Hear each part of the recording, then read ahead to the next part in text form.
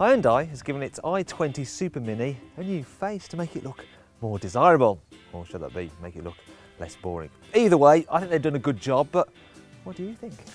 Other than the new face, the rest of the i20 looks pretty much the same, which means it retains a useful boxy shape, making this Hyundai ideal for people who want a small car that's big on the inside.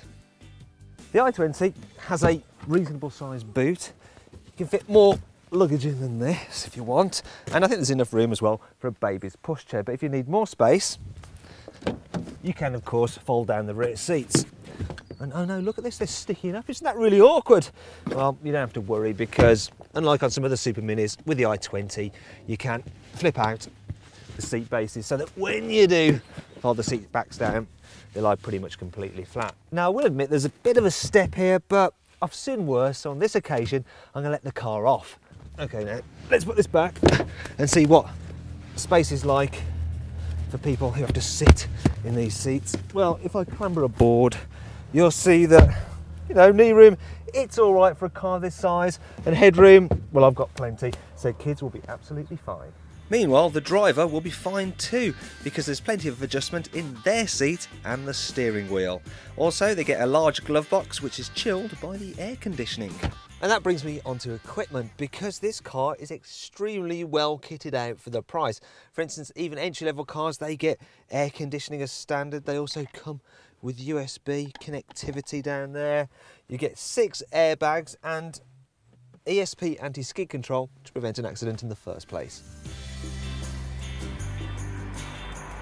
You can get the i20 as either a 3-door or this 5-door model, and the engine lineup includes a 1.1 litre diesel which is capable of 88 miles per gallon, and it's so clean it won't cost you a penny in road tax.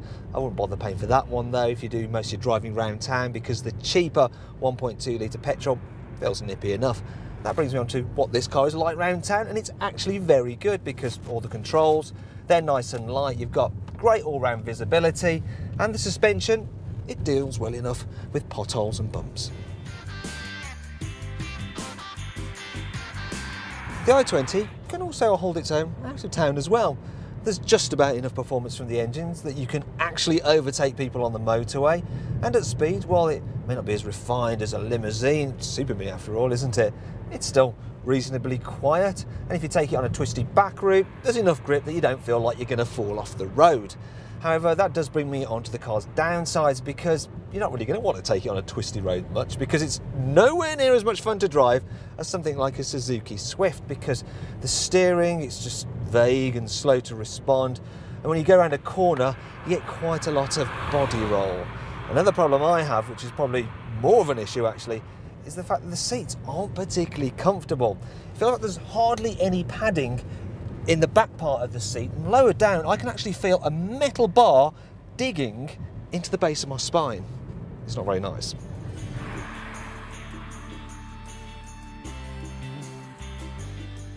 Sadly, the interior design is about as bland as the driving experience. Yes, it feels pretty solidly built and hard wearing, but it's just a shame Hyundai didn't use the midlife facelift to also modernise the car's drab cabin. But is all that enough to put you off? After all, this is a great value car that's very cheap to run, plus it comes with the peace of mind of a 5-year warranty. Though based on the i20's excellent reliability record, you'll probably never need to use it.